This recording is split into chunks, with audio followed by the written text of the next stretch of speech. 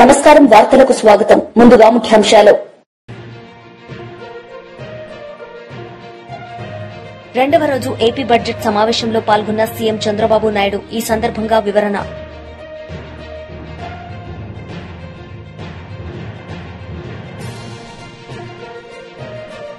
Bio Asia సదస్సులో పాల్గొన్న CM Revanth Reddy. ఈ సందర్భంగా ప్రసంగం.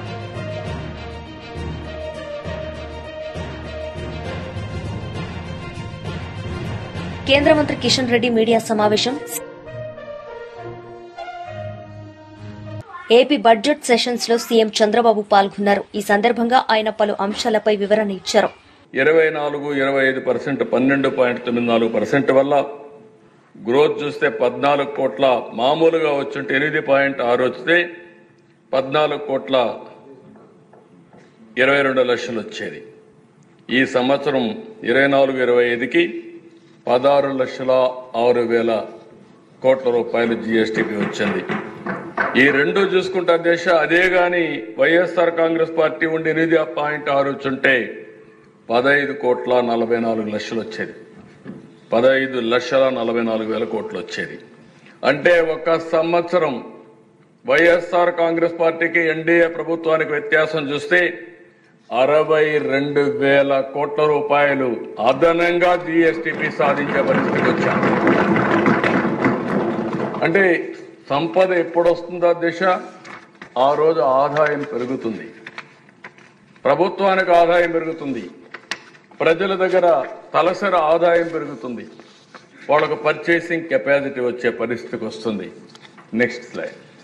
ఈ స్లైడ్ మీరు చూస్తే అధ్యక్ష 14-15 నుంచి 18-19 వరకు 5 సంవత్సరాలు తెలుగుదేశం పార్టీ హయాంలో 13.5% గ్రోత్ రేట్. అదే వైఎస్ఆర్ కాంగ్రెస్ పార్టీని చూస్తే 10.32% వచ్చి తగ్గిపోయింది. దీనివల్ల ఏం జరిగిందని నెక్స్ట్ స్లైడ్కి వెళ్తే అధ్యక్ష మీరు ఇయర్ వారీగా వేసాం. ఈ లెక్కలన్నీ మనం ఎక్కడికక్కడ డిపార్ట్మెంట్ పంపిస్తే గవర్నమెంట్ ఆఫ్ ఇండియా దీన్ని కన్ఫర్మ్ చేసే పరిస్థితికి వస్తారు.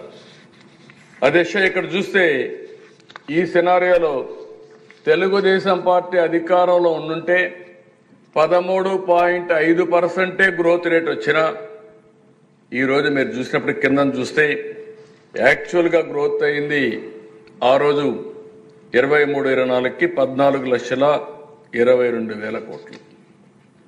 అదే గాని 13.5% గ్రో అయితే నెక్స్ట్ మీరు చూస్తే 16,46,000 కోట్ల రూపాయలు గ్రోత్ వచ్చేది.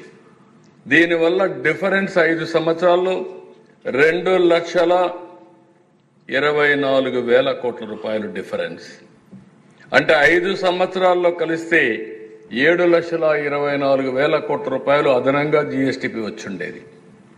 దీనివల్ల అధ్యక్ష మీరు ఒకసారి చూస్తే రాష్ట్రానికి 76,195 కోట్ల రూపాయలు అదనంగా ఆదాయం వచ్చేది. ఈ 76,000 కోట్లు వచ్చుంటే సంక్షేమ కార్యక్రమాలు కానీ తిరిగి అప్పులు చేసే కార్యక్రమం లేకుండా చేసేదానికి అవకాశం వస్తుంది. అదే అధ్యక్ష తెలుగుదేశం పార్టీ ప్లాన్ చేసింది 15% గ్రోత్ అనుకున్నాం. ఈ సంవత్సరం మళ్ళీ 12.94% గ్రోత్ వచ్చింది. రాబోయే సంవత్సరం నుంచి 15% సాధించాలనుకుంటున్నాం. అది గాని మనం చేసుంటే అధ్యక్ష ఈరోజు ఇంకా 94,856 కోట్ల రూపాయలు అదనంగా జీఎస్టీపీ వచ్చేది. అంటే ఎందుకు చెప్తున్నానంటే అధ్యక్ష ఇవన్నీ మనం దీనివల్ల ప్రభావం ఏంటంటే నెక్స్ట్ స్లైడ్లో మీరు చూస్తే పర్ క్యాపిటా ఇన్కంలో మీరు చూస్తే మామూలుగా వచ్చుంటే కానీ వీళ్ళు వచ్చిన తర్వాత చూసినప్పుడు 13.5%తో మనం గ్రో అయితే 41,706 కోట్ల రూపాయలు అదనంగా ప్రతి సంవత్సరం తలసరి ఆదాయం పెరిగేది. ఈరోజు మనం 10,000 15,000 ఇవ్వడం కాదు, ప్రజల ఆదాయం పెంచాలి. అదే మరి ప్రభుత్వం యొక్క వనరులు పెంచాలి. ఇది పెంచుంటే ఇలాంటి పరిస్థితి వచ్చేది కాదు. అదే గాని 15% పెరిగితే అదనంగా 60,000 కోట్ల రూపాయల ఆదాయం వచ్చేది. మాజీ మంత్రి కన్నబాబు మీడియా సమావేశం నిర్వహించారు. ఈ సందర్భంగా ఆయన మాట్లాడారు. చంద్రబాబు నాయుడు గారిని ముఖ్యమంత్రిగా వారే ప్రకటించుకుని సాక్షాత్తు ఆనాటికి సభానాయకుడిగా ఉన్న ఆయన బొమ్మ పెట్టి గెలిచిన నాయకులు కనీసం ఎన్టీ రామారావుకు మైక్ ఇవ్వలేదు. వీళ్ళ సభా మర్యాదల గురించి లెక్చర్లు కొడుతున్నారు. పోనీ గవర్నర్లకి గౌరవాలు గురించి మాట్లాడుతున్నారు. ఇప్పుడు మీకు బాగా గుర్తుంటే 2009-2014 మధ్య ఆ సభలో నేను కూడా ఆ రోజు శాసనసభ్యుడిగా ఉన్నా. ఆ సభలో ఆనాటి తెలుగుదేశం పార్టీ శాసనసభ్యుడిగా ఉన్న రేవంత్ రెడ్డి గారు, ఈరోజు ఆయన తెలంగాణకు ముఖ్యమంత్రిగా ఉన్నారు. చంద్రబాబు నాయుడు గారి తరఫున చాలా కీలకంగా రాజకీయాలు చేసి చాలా హుషారుగా రాజకీయాలు చేసే నాయకుడిగా ఉండి ఆ రోజు నరసింహన్ గారు గవర్నర్గా ఉంటే ఆయన వైఖరికి నరసింహన్ గారే బిత్తరపోయి ఆ తర్వాత ఆగ్రహం వ్యక్తం చేశారు. ఈయన మైకులు విరుచుకుంటూ వెళ్ళి పోడియం దగ్గరికి వెళ్ళి పేపర్లు చింపి వీళ్ళందరూ ఆయన ముఖాన పేపర్లు కొట్టారు. మీరు కావాలంటే పాత వీడియోలు తీసుకుని చూడండి. అంతెందుకు, మొన్న సభలో రీసెంట్గా సభలో హరిచందన్ గారు గవర్నర్గా ఉన్నప్పుడు ఆయన ప్రసంగాన్ని ఏ విధంగా అడ్డుకున్నారు, ఏ విధంగా అల్లరి చేశారు, ఏ విధంగా గేలి చేశారు, ఏ విధంగా ఆయన్ని కించపరిచారో కళ్ళారా మేమందరం చూసాం. ప్లకార్డ్స్ ప్రదర్శించారు, పేపర్లు చింపి ముఖాన్న కొట్టారు, విజిల్స్ వేశారు, రకరకాల విన్యాసాలన్నీ చేశారు. వీళ్ళొచ్చి సభలో గవర్నర్కి మర్యాద ఇవ్వలేదు వైఎస్ఆర్ పార్టీ సభ్యులు అన్నట్టుగా మాట్లాడుతున్నారు. నిన్న జరిగిన వైసీపీ బాయ్కట్, గవర్నర్ ప్రసంగాన్ని బాయ్కట్ చేసిన సంఘటనలో ఎక్కడైనా అవాంఛనీయ సంఘటన జరిగిందా? వైఎస్ఆర్ పార్టీ నాయకులు ప్రజాప్రతినిధులు ఎక్కడన్నా అవాంఛనీయంగా ప్రవర్తించారా? చెప్పండి మీరు. నిరసనగా వాకౌట్ చేసి వెళ్ళిపోవడం అనేది చాలా కాలం నుంచి ఆనవాయితీగా వస్తుంది. చాలా పార్టీలు చేస్తూనే ఉన్నాయి. ఈరోజు ఇదేదో గవర్నర్ గారికి అవమానం జరిగినట్టుగా, అది వైఎస్ఆర్ పార్టీ మాత్రమే చేసినట్టుగా, చంద్రబాబు నాయుడు గారి ప్రభుత్వం కానీ ఉన్నప్పుడు ఆయన పార్టీ నాయకులు, కార్యకర్తలు, లేదంటే వాళ్ళ ప్రజాప్రతినిధులు చాలా నిబంధనలకి నిబద్ధతతో అమలు చేసే మహాశక్తుల్లాగా మాట్లాడుతున్నారు. చెప్పేవాడు ఉంటే మేమందరం వింటున్నాం కదా అని చెప్పి. గవర్నర్ ప్రసంగానికి ధన్యవాదాలు తెలిపిన మంత్రి నారా లోకేష్ ఈ సందర్భంగా ఆయన మాట్లాడారు. మేమందరం వెళ్ళాం, ధర్నాలో పాల్గొని ఇక్కడ అందరం వెళ్ళాం అధ్యక్ష. ధర్నాలో మేము పాల్గొన్నాం అధ్యక్ష. కల్లారా మేము చూసాం, చాలా బాధేశాం. మాజీ ముఖ్యమంత్రి గారికి రావాలంటే పరదాలు కట్టుకునే పరిస్థితికి తీసుకొచ్చారు అధ్యక్ష. అధ్యక్ష ఈరోజు హైదరాబాద్ చూస్తే ఎంతోమంది ముఖ్యమంత్రులు మారారు అధ్యక్ష, కానీ ఎవరు హైదరాబాద్ వ్యతిరేకంగా పనిచేయలే. కొంచెం స్పీడ్ గా అభివృద్ధి చేయలేకపోయినా హైదరాబాద్ వ్యతిరేకంగా పనిచేయలేదు. కానీ ఇక్కడ ఏం జరిగింది అధ్యక్ష? అమరావతిని సర్వనాశనం చేశారు. అలానే కర్నూలులో బెంచ్ తీసుకొచ్చారా? లేదు. అలానే విశాఖపట్నంలో చెప్పుకునే స్థాయి కంపెనీలు తీసుకొచ్చారా? లేదు. దానివల్ల ఎవరు నష్టపోయారు అధ్యక్ష? నిరుద్యోగ యువకులు పెద్ద ఎత్తున నష్టపోయారు అధ్యక్ష. ఇంకో పక్కన అధ్యక్ష మన రోడ్లు ఈ రోజు అధ్యక్ష గుంతలు పూడ్చేదానికి 1000 కోట్లు అయిపోతుంది అధ్యక్ష. ఎందుకంటే 5 సంవత్సరాలు ఇన్వెస్ట్మెంట్ చేయలేదు, గుంటలు పూడ్చలేదు, కొత్త రోడ్లు వేయలేదు. దానివల్ల ప్రజలు తీవ్రంగా ఇబ్బంది పడ్డారు అధ్యక్ష. రోడ్లు పోయి దాని తర్వాత ఏకంగా ప్రతిపక్ష పార్టీల పైన, ప్రతిపక్ష నేతల పైన కేసులు అధ్యక్ష. నేను అడుగుతున్నా అధ్యక్ష, ఇంతమంది సభ్యులు ఇప్పుడు వాకౌట్ చేసి వెళ్ళారు, వైకాపా సభ్యులు. గత 8 నెలలుగా ఒక్క కేసు పెట్టారు అధ్యక్ష వాళ్ళ పేరు. ఈ రోజు హౌస్ లోకి వాళ్ళు దర్జాగా వస్తున్నారే. ఈ రోజు ఈ హౌస్ కు రావాలంటే మీరు రోడ్డు పైన దయచేసి గమనించండి అధ్యక్ష. గత ప్రభుత్వం కన్నా 80% పోలీసు తగ్గింది అధ్యక్ష. ఈరోజు 80% పోలీసు సభ్యులు తగ్గారు. రోడ్డు పైన పెద్ద బందోబస్తు లేదు, ప్రశాంతంగా ఒక ప్రశాంతమైన వాతావరణంలో ఈరోజు తిరుక్కునే పరిస్థితికి మనందరూ వచ్చాం అధ్యక్ష. అధ్యక్ష నా పైన 23 కేసులు పెట్టారు అధ్యక్ష. అటెంప్ట్ మర్డర్ కేసు పెట్టారు అధ్యక్ష నా పైన. SC/ST అట్రాసిటీస్ కేసు పెట్టారు నా పైన. ఇక్కడున్న హోంమంత్రి గారి పైన ఏకంగా SC కేసు పెట్టారు అధ్యక్ష. అనిత గారు చేసిన తప్పేంటి? అక్కడ పులివెందల్లో ఏకంగా ఒక దళిత మహిళ పైన అత్యాచారం జరిగింది. ఏం జరిగిందో తెలుసుకునే దానికి వెళ్ళినందుకు ఆమె పైన బయో ఏషియా సదస్సులో సీఎం రేవంత్ రెడ్డి పాల్గొన్నారు. ఈ సందర్భంగా ఆయన ప్రసంగించారు. $1 trillion in next 10 years. The core urban area will become a service only city and aim for net zero. This is where we are creating future city, AI city, and many other big projects. Hyderabad is now the EV capital of India, with the highest sales of EV in entire country. I am replacing 3,000 RTC public transport buses with electric vehicles. Outside this core urban area, I wanted to develop one of the world's largest manufacturing hubs. I want to make it my offer to the world for its China plus one need. We will connect these two rings with several radial roads. These will help us create manufacturing clusters for different verticals. As Telangana is a landlocked state, we are developing a mega dry port and will connect it to a seaport in neighboring Andhra Pradesh state. These two ports will be connected by a dedicated rail and road link.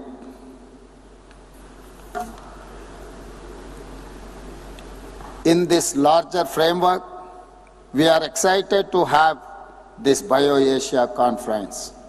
I want to express my vision today.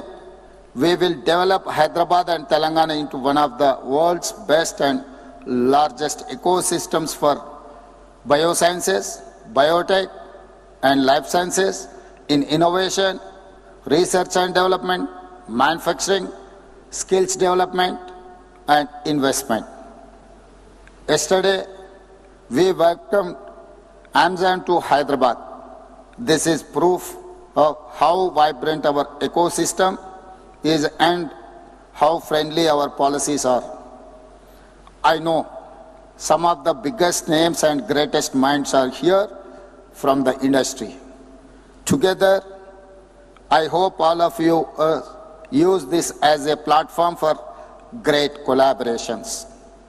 My government is committed to providing you with the perfect ecosystem that includes policy, infrastructure, and support.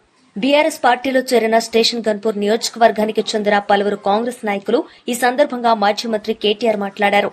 ఎన్నికలు వస్తాయి, బరాబర్ గిరిగీసి కొట్లాడాలే, వీళ్ళ సంగతి ఏందో చూపెట్టాలి. దయచేసి నేను మిమ్మల్ని కోరేది ఒకటే, ప్రజలకు కూడా ఇప్పుడిప్పుడే అర్థమవుతున్నది, మోసపోయినామని అర్థమైంది. మనకు ఓటైన వాళ్ళు కూడా ఇప్పుడు బాధపడతాను. ఇక బయటికి చెప్పుకోలేరు ఇమీడియట్గా, కానీ కొద్దిగా టైం పడుతుంది, కానీ బాధపడతాను. కానీ ఇది మంచిదే, మనకు ఇది ఖచ్చితంగా మన మంచికే. ఎందుకంటే ప్రజలకు కూడా తెలిసి రావాలి. అప్పుడప్పుడు గాడిదని చూస్తేనే గుర్రం విలువ తెలుస్తుంది, చీకట్లు చూస్తేనే వెలుగు విలువ కూడా తెలుస్తుంది, రేవంత్ రెడ్డిని చూస్తేనే కేసీఆర్ విలువ కూడా ఇలా అర్థమవుతుంది. ఇది వాస్తవం. కేసీఆర్ ఉన్నప్పుడు మంచిగా బ్రహ్మాండంగా పడుతుండే, టంగు టింగు అనుకుంటా మంచిగా రైతు బంధు పడుతుండే. మరి ముఖ్యమంత్రి గారిగా సేమ్ టింగు టింగ్ అంటే బాగుండదు కదా, అందుకేమనుకున్నాడు, టకీ టకీ అని మొదలుపెట్టాడు.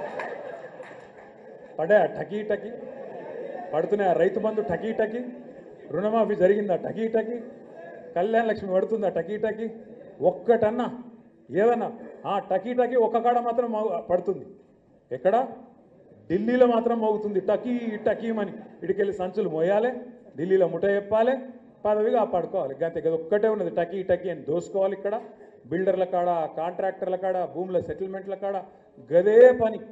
ఏం చెప్తురా 14-15 నెలలకెళ్ళి అంటే కదా ఒక్కటే పని మాత్రం జోరుగా నడుస్తూ ఉన్నది. ఒక్క మాట దయచేసి ఇక్కడికి వచ్చిన మా తమ్ముళ్ళు ఆలోచించాలి, ముఖ్యంగా చదువుకున్న పిల్లలు. కేసీఆర్ ప్రభుత్వాన్ని ఇదే రేవంత్ రెడ్డి ఒకసారి కాదు, ఒక 100 సార్లు అన్నాడు, 1000 సార్లు అన్నాడు. అప్పుల పాలు చేసిపోయినా ఆ రాష్ట్రాన్ని, అప్పుల పాలు చేసిండు, ఆగం చేసిండు, నాశనం చేసిండు అని మాట్లాడండి. మేము మొత్తం పురుజ లెక్క తీసి చెప్పినాం మొన్న అసెంబ్లీలో. ఏం చెప్పినాం? మొత్తం 10 ఏళ్ల కాలంలో తెలంగాణ వచ్చినాక కేసీఆర్ ప్రభుత్వం చేసిన అప్పు సంవత్సరానికి 41,000 కోట్లు, సంవత్సరానికి 41,000 కోట్లు. సరే, కేసీఆర్ ప్రభుత్వం అప్పు చేసింది. అప్పుతో ఏం చేసింది అంటే, కేసీఆర్ ప్రభుత్వం అప్పటిదాకా ఘోరాతి ఘోరంగా ఉన్న కరెంటు వ్యవస్థను మంచిగా చేసింది. 24 గంటల కరెంట్ ఇచ్చేటట్టు అద్భుతంగా, రైతులకు ఉచితంగా ఇచ్చేటట్టు అద్భుతమైన ఏర్పాట్లు చేసింది. సబ్స్టేషన్ లేని కాడ సబ్స్టేషన్ కట్టినాం, లైన్లు వేయాల్సిన కాడ లైన్లు వేసినాం, పోల్స్ వేయాల్సిన కాడ పోల్స్ వేసినాం, ట్రాన్స్ఫార్మర్ పెట్టాల్సిన కాడ ట్రాన్స్ఫార్మర్ పెట్టినాం, కరెంటు బాగా చేసినాం. అద్భుతమైన ప్రాజెక్టు కాళేశ్వరం, మొత్తం భారతదేశంలో కాదు ప్రపంచంలో అతిపెద్ద లిఫ్ట్ ఇరిగేషన్ ప్రాజెక్టు అగో కాళేశ్వరం ప్రాజెక్టు కట్టేందుకు అప్పు చేసినాం, భవిష్యత్తు మీద పెట్టుబడి పెట్టినాం. నల్లా నీళ్లు లేని దుస్థితి, ఆడబిడ్డలు నెత్తి మీద కుండ పెట్టుకొని బిందె పెట్టుకొని కిలోమీటర్లు పోయే అవస్థ ఏదైతుండేనో అగో దాన్ని మిషన్ భగీరథతోని బ్రహ్మాండంగా మొత్తం తుడిచిపెట్టి శాశ్వతంగా ఇంటింటికి నల్లా పెట్టి నీళ్ళిచ్చిన ప్రభుత్వం కేసీఆర్ ప్రభుత్వం. 73,000 కోట్ల రూపాయలు, ఒకసారి కాదు 2 సార్లు కాదు, 12 సార్లు 12 కాలాలు. కేంద్ర మంత్రి కిషన్ రెడ్డి మీడియా సమావేశం నిర్వహించారు. ఈ సందర్భంగా పలు అంశాలపై ఆయన మాట్లాడారు. ఎప్పుడు కావాలన్నా ఇచ్చేటువంటి బాధ్యత కేంద్ర ప్రభుత్వాన్ని చెప్పి నడ్డా గారు చెప్పడం జరిగింది. వెంటనే నిన్న నేను చెప్పిన తర్వాత రాష్ట్ర ప్రభుత్వ అధికారులతో మాట్లాడడం జరిగింది. కొంతమంది అధికారులు సార్ మా రాష్ట్రంలో కొరత లేదు, మాకు కొరత ఉన్న విషయం కూడా తెలియదని చెప్పి నిర్లక్ష్యంగా జవాబు చెప్పిన విషయాన్ని కూడా ఈ సందర్భంగా మనం చేస్తున్నాం. గతంలో కాంగ్రెస్ నేతృత్వంలో యూపీ అధికారం ఉన్నప్పుడు మోడీ గారు ప్రధానమంత్రి కాకముందు దేశవ్యాప్తంగా రైతుల కొరత ఉండేది. ఈరోజు పెద్ద ఎత్తున యూరియాను బ్లాక్ మార్కెట్కు తరలించేవారు. కానీ నరేంద్ర మోడీ గారు అధికారంలోకి వచ్చిన తర్వాత బ్లాక్ మార్కెటింగ్ పైన ఉక్కు పాదం మోపి రైతులకు ఎరువులు అందుబాటులో ఉండే విధంగా, అదేవిధంగా దేశీయంగా, ఎందుకంటే యూరియా 90% గతంలో ఇంపోర్ట్ చేస్తున్న వాళ్ళం, ఈరోజు మన యొక్క డొమెస్టిక్ కంపెనీలను కూడా ప్రోత్సహించి ప్రభుత్వ పరంగా యూరియా కేంద్ర ప్రభుత్వము ప్రైవేట్ సెక్టార్లో కూడా ఉత్పత్తి చేసే విధంగా చర్యలు తీసుకోవడమైంది. మనకందరికీ తెలుసు రామగుండంలో తెలంగాణలో కూడా ఒక పరిశ్రమను నరేంద్ర మోడీ గారే భూమి పూజ చేసి ఆ యొక్క ఫ్యాక్టరీని నిర్మాణం అయిన తర్వాత ఉత్పత్తిని కూడా ఆయనే స్వయంగా వచ్చి ప్రారంభించిన విషయాన్ని కూడా ఈ సందర్భంగా మనం చేస్తా ఉన్నాం. దీనితో గత 10 సంవత్సరాలుగా దేశంలో ఎక్కడ కూడా ఎరువుల కొరత లేకుండా కేంద్ర ప్రభుత్వం చర్యలు తీసుకున్నది. పాత అలవాటు ప్రకారము ఈ రాష్ట్రంలో కాంగ్రెస్ పార్టీ అధికారంలో రాగానే మళ్ళీ కృత్రిమ కొరత సృష్టించి రైతులను ఇబ్బంది పెట్టేటువంటి ప్రయత్నము కాంగ్రెస్ ప్రభుత్వం చేస్తూ ఉంది. ఈరోజు తెలంగాణలో కావలసినటువంటి రైతులకు ఎరువులు కేంద్ర ప్రభుత్వం అందిస్తూ ఉంది. తెలంగాణ ప్రభుత్వ అంచనాల ప్రకారం 24-25 అంటే ఈ సంవత్సరంలో రబీ సీజన్కి సంబంధించి 9.8 lakhs మెట్రిక్ టన్నుల ఎరువుల అవసరం ఉంటుందని చెప్పి రాష్ట్రము కేంద్రము జాయింట్ మీటింగ్లో నిర్ణయించడం జరిగింది. తెలంగాణ అవసరాల కోసము కేంద్ర ప్రభుత్వము 9.8 lakhs మెట్రిక్ టన్నులు అవసరం ఉంటుందని తెలిసిన తర్వాత సుమారు 10 లక్షల మెట్రిక్ టన్నుల యూరియా అడ్వాన్స్గా కేంద్ర ప్రభుత్వము రాష్ట్రానికి పంపించడం జరిగింది. అంటే రాష్ట్రం అడిగిన దానికంటే అదనంగా ఈ యొక్క తెలంగాణ రాష్ట్రానికి కేటాయింపులు ఇచ్చాం. 10.02 మెట్రిక్ టన్స్ 1 అక్టోబర్ 2024 నుంచి 22 ఫిబ్రవరి 2025 వరకు, అంటే 2 రోజుల క్రితం వరకు కూడా మరి తెలంగాణలో యూరియా అందుబాటులో ఉంది. గత ఏడాది పోలిసి చూసినట్లయితే ఈ సంవత్సరము 27.35%. బీఆర్ఎస్ నేతలు మీడియా సమావేశం నిర్వహించారు. ఈ సందర్భంగా పలు అంశాలపై వారు మాట్లాడారు. ఒక సంకేతాన్ని ఇచ్చింది, ఒక దిక్సూచిగా నిలిచింది. పార్లమెంట్ ఎన్నికలలో టీఆర్ఎస్ పార్టీని 9.5 సంవత్సరాలు చూసినాం. కాంగ్రెస్ పార్టీని అనేక సంవత్సరాలు చూసినప్పటికి కూడా మళ్ళీ కొత్త తెలంగాణ ఇచ్చిన పార్టీగా ముందుకు వస్తుందని చెప్తే ఆ పార్టీకి ఓటేసి గెలిపించడం. కానీ కేసీఆర్ నిజస్వరూపం తెలడానికి 9 సంవత్సరాలు పడితే రేవంత్ రెడ్డి నిజస్వరూపం తెలడానికి 9 నెలలే పట్టిందని చెప్పి ఈ రెండు పార్టీలు మాకొద్దు, నరేంద్ర మోడీ గారు దేశ ప్రధానమంత్రిగా ఉండాలి అనేటువంటి నిర్ణయం తీసుకొని పార్లమెంట్ ఎన్నికల్లో భారతీయ జనతా పార్టీకి 35% ఓట్లేసి గెలిపించి 8 పార్లమెంట్ స్థానాలు ఇచ్చినటువంటి చరిత్ర మన కళ్ళ ముందు ఉంది. కాబట్టి ఆ తదుపరి వచ్చినటువంటి 2 టీచర్ ఎమ్మెల్సీ, 1 పట్టభద్రుల ఎమ్మెల్సీకి ఎన్నికలు జరుగుతున్న సందర్భంలో ప్రజల నిర్ణయాన్ని, ప్రజల యొక్క ఆలోచనని బలపరిచే విధంగా మీ తీర్పు ఉంటుందని చెప్పి మేము భావిస్తా ఉన్నాం. సమస్యల గురించి ప్రస్తావించాలంటే 317 జీవో తెచ్చి టీచర్లకు కంటి మీద కొనుక్కు లేకుండా చేసి భార్యో కాడ భర్తో కాడ ఇల్లో కాడ స్కూలో కాడ పుట్టిన జిల్లా ఒకటి పనిచేసే జిల్లా ఒకటి నరకం చూపించిండు. ఈ టీచర్ లోకానికి ఆనాడు కాంగ్రెస్ పార్టీ హామీ ఇచ్చింది, వెంటనే సరి చేస్తామని చెప్పిండు. తెచ్చిన పార్టీ నిలబడితే ఎన్నికల్లో ఇవాళ దీన్ని రద్దు చేస్తాం, సరి చేస్తామన్న కాంగ్రెస్ పార్టీ కూడా టీచర్ల దగ్గరికి పోయే ముఖం లేక చెల్లక డైరెక్ట్గా వాళ్ళ అభ్యర్థులు పెట్టలేదు. కాబట్టి ఇవాళ టీచర్లు కానీ లెక్చరర్లు కానీ మీ సమస్యలు ఏవైతున్నాయో 317 జీవో కావచ్చు, సిపిఎస్సి పెన్షన్ విధానం కావచ్చు, రిటైర్ అవుతున్న ఉద్యోగులకి బెనిఫిట్స్ కావచ్చు, 3 డిఏల జాగాలో 5 డిఏల పెండింగ్ కావచ్చు. ఎంపీ ఈటెల రాజేందర్ మీడియా సమావేశం నిర్వహించారు. ఈ సందర్భంగా ఆయన మాట్లాడారు. ముందుకొస్తానని చెప్తే ఆ పార్టీకి ఓటేసి గెలిపించడం, కానీ కేసీఆర్ నిజస్వరూపం తెలడానికి 9 సంవత్సరాలు పడితే రేవంత్ రెడ్డి నిజస్వరూపం తెలడానికి 9 నెలలే పట్టిందని చెప్పి ఈ రెండు పార్టీలు మాకొద్దు, నరేంద్ర మోడీ గారు దేశ ప్రధానమంత్రిగా ఉండాలి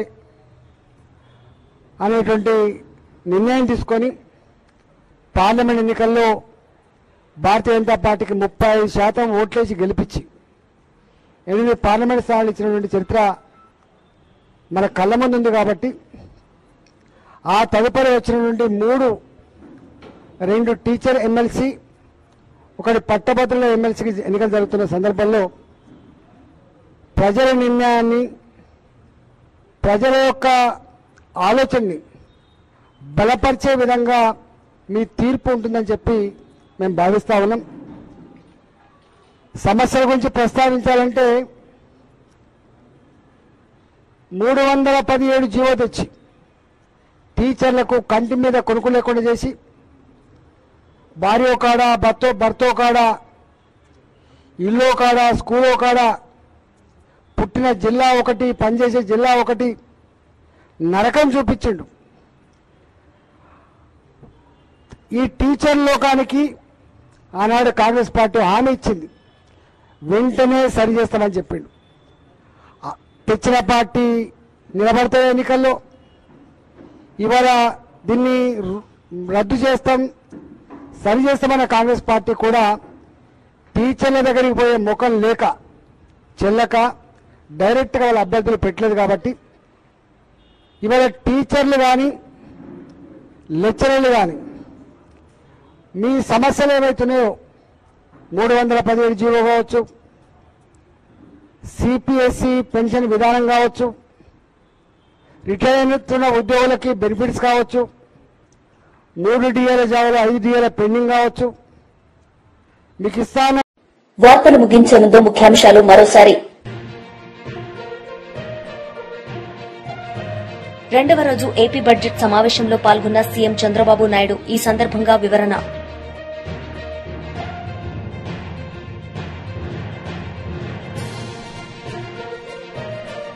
బయో ఏషియా సదస్సులో పాల్గొన్న సీఎం రేవంత్ రెడ్డి. ఈ సందర్భంగా ప్రసంగం.